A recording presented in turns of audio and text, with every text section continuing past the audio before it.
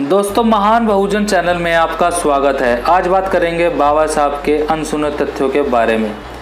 बाबा साहब अपनी माता पिता की आखिरी और 14वीं संतान थे। बाबा साहब के पूर्वज काफ़ी समय तक अंग्रेज़ों की ईस्ट इंडियन कंपनी में काम करते थे और बाबा साहब के पिता ने भी ईस्ट इंडियन कंपनी में काम किया था।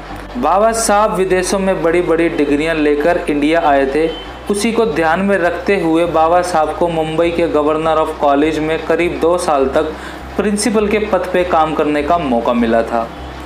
जब बाबा साहब संविधान की धारा 370 को ऐड नहीं करना चाह रहे थे, लेकिन ऐड करना पड़ रहा था सब लोगों के बोलने पर, जो कि जम्मू और कश्मीर को विशेष दर्जा देता था, बाबा साहब धारा 370 के खिलाफ थे।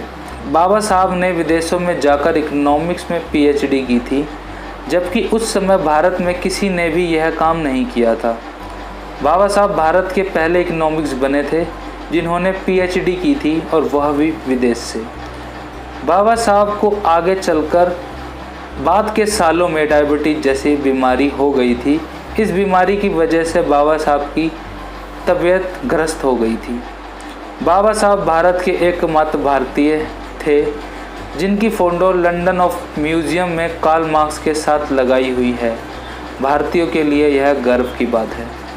बाबा साहब इंडियन फ्लैग में जब अशोक चक्र लगाने की बात कर रहे थे, उसी समय गांधी जी भी चरखे को लगाने की बात कर रहे थे, लेकिन काफ़ी डिस्कशन होने के बाद अशोक चक्र को ही इंडियन फ्लैग में शामिल किया गया, जो कि आप आज भी देख सकते हैं इंडियन फ्लैग में।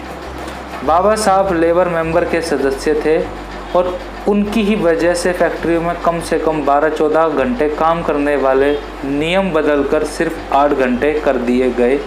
इकोनॉमिक्स में भारत का नाम रोशन करने वाले प्रोफेसर अमर्त्य सेन को जब नोबेल पुरस्कार से सम्मानित किया गया, तो प्रोफेसर अमर्त्य सेन ने डॉक्टर BR अम्बेडकर जी को इकोनॉमिक्स में अपना पिता बताया था।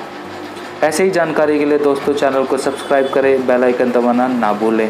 धन्यवाद।